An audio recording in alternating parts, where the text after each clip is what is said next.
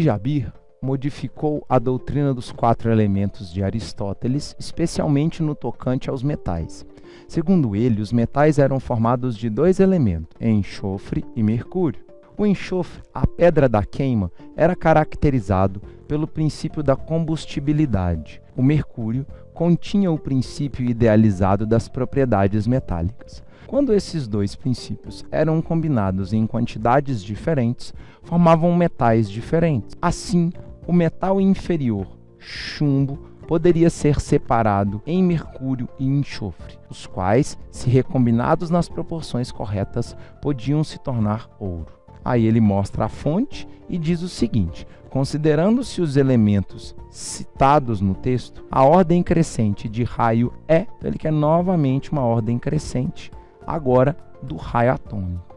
Atenção no seguinte: nós temos o enxofre, de número atômico 16, o mercúrio, de número atômico 80, o chumbo, de número atômico 82, e o ouro, de número atômico 79, na ordem em que apareceram no texto. Para falar de raio atômico, eu preciso lembrar que 2 fatores interferem no tamanho de raio: o número de níveis eletrônicos ocupados e a ZeF, a carga nuclear efetiva, que é Z menos S.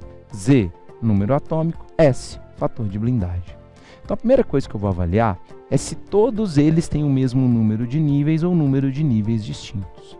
E para isso eu vou precisar consultar a tabela para perceber que o enxofre está no 3º período da tabela. Então tem 3 níveis ocupados. Mercúrio, chumbo e ouro são do mesmo período.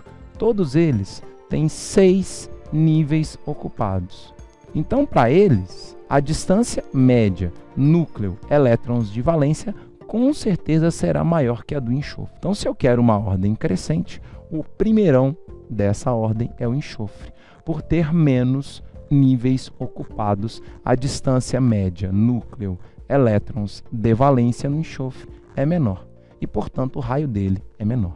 Com isso, a gente já eliminou a C, a D e a E, que não colocaram enxofre como de menor raio. Sobraram os outros 3, e aí o que a gente tem que tomar bastante cuidado é perceber que, para elementos do mesmo período, com o mesmo número de níveis ocupados, é a ZeF que vai desempatar isso, Z menos S. E quando se trata de elementos do mesmo período, quanto maior o Z, maior a ZeF. E quanto maior o S, menor a ZeF. Então, olha o que a gente percebe. O mercúrio tem 80 elétrons, o chumbo 82 e o ouro 79. O S é o fator de blindagem, ele depende da repulsão elétron-elétron. Então, quanto mais elétrons na eletrosfera de um átomo, maior o S. Então, portanto, quem tem o maior S, sem sombra de dúvidas, é o enxofre. Agora, o número de prótons está aqui representado para cada um. E a gente percebe que quanto maior o número de prótons, maior a ZeF. E quem tem maior número de prótons também é o enxofre. Então, os 2 fatores no enxofre aumentam. Porém, para elementos do mesmo período, o Z sempre é mais significativo o aumento dele do que no S. Então, se o S aumenta, mas aumenta menos que o Z, o resultado disso daqui é um aumento da ZeF, quanto mais prótons e mais elétrons para elementos do mesmo período. Se a ZeF aumenta, o raio do elemento diminui. Então, quem tem maior ZeF é quem tem maior Z, que no caso é o chumbo. Então, o raio do chumbo é o menor de todos desse período dos elementos que foram apresentados no enunciado. Depois, o que tem o segundo maior número de prótons, que é o mercúrio.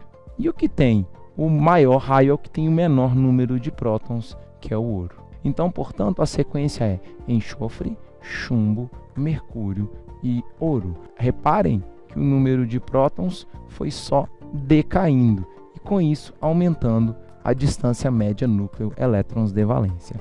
E, portanto, a nossa resposta é a letra B de bola.